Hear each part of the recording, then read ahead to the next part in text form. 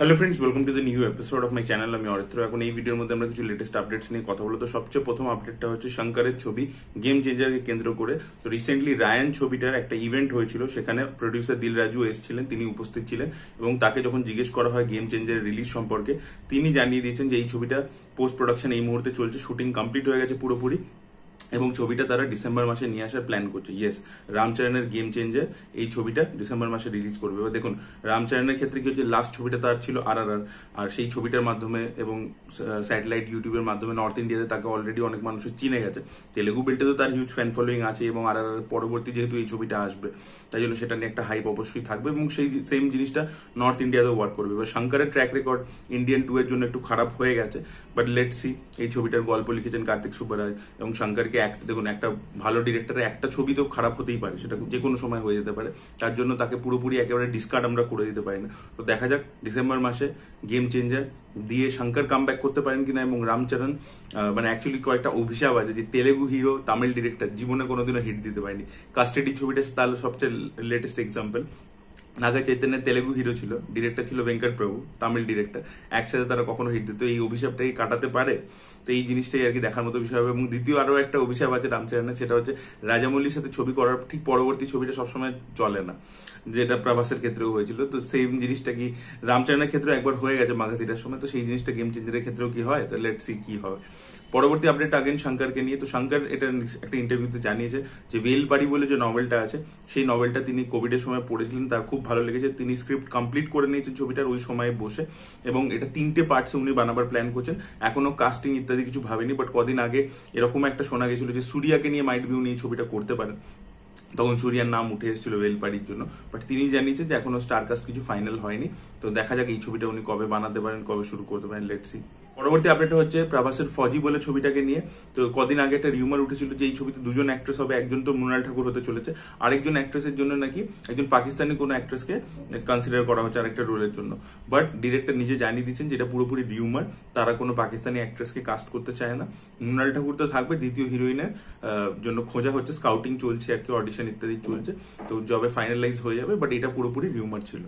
পরবর্তী আপডেটটা হচ্ছে কালকি 2898 এদিকে কেন্দ্র করে। তো নিতিন জিহানি চৌধুরী, যিনি হচ্ছেন এই ছবির প্রোডাকশন ডিজাইনার, তিনি কয়েকটা আপডেট দিয়েছেন এই ছবিটাকে নিয়ে। তো সবচেয়ে প্রথমে তিনি বলেছেন যে আমরা যেরকম কাশি দেখতে পেয়েছিলাম এবং কমপ্লেক্স দেখতে পেয়েছিলাম ফার্স্ট পার্টের মধ্যে, সেরকম এর পরবর্তীতে আরো 7টা কমপ্লেক্স থাকতে চলেছে। দেয়ার আর 7 মোর কমপ্লেক্স এবং সেগুলো বিভিন্ন কান্ট্রিতে বেসড হবে, সেগুলো ব্যাকড্রপ গুলো আলাদা আলাদা হবে। এখানে যেরকম কাশি আমরা দেখতে পেয়েছি, কমপ্লেক্স একটা দেখতে পেয়েছি, সেরকম এরকম আরো 7টা ওয়ার্ল্ড কিন্তু থাকতে চলেছে। সেই জিনিসটা তিনি ক্লিয়ার করে দিয়েছেন এবং এটার সাথে সাথে তিনি এটাও বলেছেন, যেটা অ্যাকচুয়ালি বেশি ইন্টারেস্টিং আপডেট, যে কালি কিন্তু নয় কামাল হাসানের ক্যারেক্টারটা, সুপ্রিম ইয়াসকিন কিন্তু নিজে কালি নয়, সে কালির ইনফ্লুয়েন্সে কাজ করছে, কিন্তু সে নিজে কালি নয়, এটাও তিনি কনফার্ম করেছেন। তো এই আপডেটস গুলো আর কি এক্সাইটমেন্ট বাড়িয়ে দিচ্ছে পরবর্তী ছবিটার জন্য। পরবর্তী আপডেট হচ্ছে আয়ুষ্মান খুরানাকে নিয়ে। তো আয়ুষ্মান খুরানা একটা ফ্যামিলি কমেডি ফিল্ম করতে চলেছেন রাজ শান্ডেলিয়ার সাথে, যিনি এর আগে আয়ুষ্মানের সাথে ড্রিম গার্ল এবং ড্রিম গার্ল 2 ছবিটা করেছেন এবং সেই দুটো ছবি কিন্তু সফল হয়েছিল, বেশ ভালো হিট হয়েছিল ছবি দুটো। তো তারপরে থার্ড টাইম তারা আবার কোলাবোরেট করতে চলেছে। আয়ুষ্মানের সাবজেক্টটা পছন্দ হয়েছে, খুব শীঘ্রই তারা এই ছবিতে কাজ শুরু করবে। আপডেটটা হচ্ছে SSMB 29 কে কেন্দ্র করে। তো এই ছবিতে নাসার থাকতে চলেছেন, but as a dialect coach. Actually বাহুবলীর ক্ষেত্রে নাসার তো অভিনয় করেছিলেন ভাল্লাল দেবের বাবা হিসেবে, বাট তার সাথে তিনি প্রভাসকে ডায়ালেক্ট কোচিং করিয়েছিলেন। প্রভাসের যে ডায়লগ ডেলিভারি আরো ভালো হয়, বেটার হয়, জন্য তিনি ওয়ার্কশপ করিয়েছিলেন আর কি। তো সেম জিনিসটা তিনি মহেশ বাবুর সাথেও করতে চলেছেন। ইয়েস, SSMB 29 তিনি ডায়ালেক্ট কোচ হিসেবে থাকবেন মহেশ বাবুর। সিনেমার মধ্যে ওনার কি রোল হবে আমি জানি না, বাট এটা হচ্ছে বিহাইন্ড দ্য ক্যামেরা উনি আর কি মহেশ বাবুকে আর কি ডায়ালেক্ট কোচিং করাবেন। পরবর্তী আপডেটটা হচ্ছে রেস 4 কে কেন্দ্র করে। তো রমেশ তরানি রিসেন্টলি একটা ইন্টারভিউতে বলেছেন যে রেস 4 এর স্ক্রিপ্টের উপর কাজ হচ্ছে, নেক্সট ইয়ার থেকে তারা শুরু করে দেবে।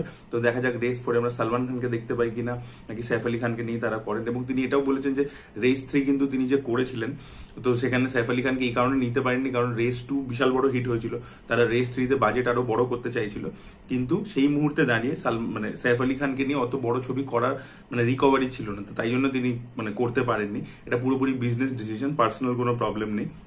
এবং সাইফ আলী খান তাতে একটু দুঃখ পেয়েছিলেন। অ্যাকচুয়ালি সালমান খানের সাথে রমেশ তরানি অনেক বছর ধরে কথাবার্তা চলছিল একটা ছবি করা, তো সেই সময় রেমো ডিসুজার সাথে সালমান খানের একটা ছবি করার কথা ছিল, একটা বাবা আর মেয়ের সম্পর্ক নিয়ে ছিল সেই গল্পটা। তো সেই ছবিটা মানে জ্যাকলিন, সালমান খান এবং রেমোর সাথে বানাচ্ছিল। তো রমেশ তরানি যেহেতু সালমান খানের সাথে কিছু করতে দিত, তো রেস ফ্র্যাঞ্চাইজ করেছে এবং সেম ডিরেক্টরকে ওখানে নিয়ে নিয়েছে, হিরোইনকেও সেম নিয়ে নিয়েছে। তো সেই জিনিসটা সে বলেছিল আর কি। তো সে বলেছে রেস 4 খুব শীঘ্রই আসতে চলেছে, আর এছাড়া সোলজারের সিকুয়েল নিয়েও তিনি কনফার্মেশন দিয়েছেন। পরবর্তী আপডেটটা হচ্ছে বাগি 4 কে কেন্দ্র করে। তো বাগি 4 এ তো টাইগার শ্রফ ফিরতে চলেছে। এই ছবিটার, এই ফ্র্যাঞ্চাইজটার কিন্তু একটা ফ্যান ফলোইং আছে, ইয়াং অডিয়েন্সের মধ্যে কিন্তু আছে। সত্যি কথা বলছি, ফার্স্ট দুটো পার্ট তো হিট হয়েছিল, থার্ড পার্টটা কোভিড এর সময়ের জন্য বন্ধ হয়েছে, বাট সেই সময় ছবিটা যতটা চলেছিল সেই ছবিটা কিন্তু ভালো ব্যবসা করেছিল।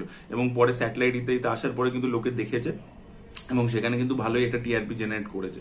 এবার টাইগার শ্রফের এই মুহূর্তে বাজার খারাপ চলছে, যদি কামব্যাক সে করতে পারে এই ফ্র্যাঞ্চাইজটা দিয়েও করতে পারে।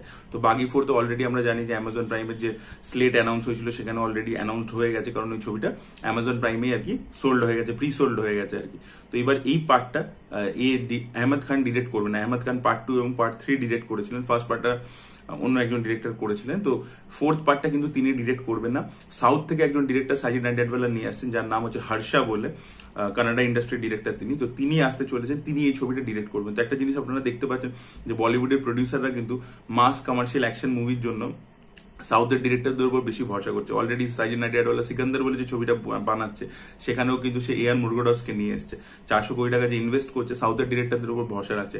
আজকে বাগি 4 বানালে সেটারও একটা ভালোই বাজেট হবে, 100 কোটি টাকার মতো তো বাজেট হবেই হবে। তো সেখানে ক্ষেত্রে মানে সেই সাউথের ডিরেক্টরের উপরই ভরসা করছে, বলিউডের কোনো ডিরেক্টরদের উপর কেউ ভরসা করছে না। এটা আর কি খুবই খারাপ একটা জিনিস হচ্ছে। So this were the update guys. আপনাদের কি বক্তব্য অবশ্যই কমেন্ট সেকশনে জানাবেন। এই ভিডিওটা ভালো লেগে থাকলে লাইক করুন, শেয়ার করুন, চ্যানেলকে সাবস্ক্রাইব করতে ভুলবেন না। বাই।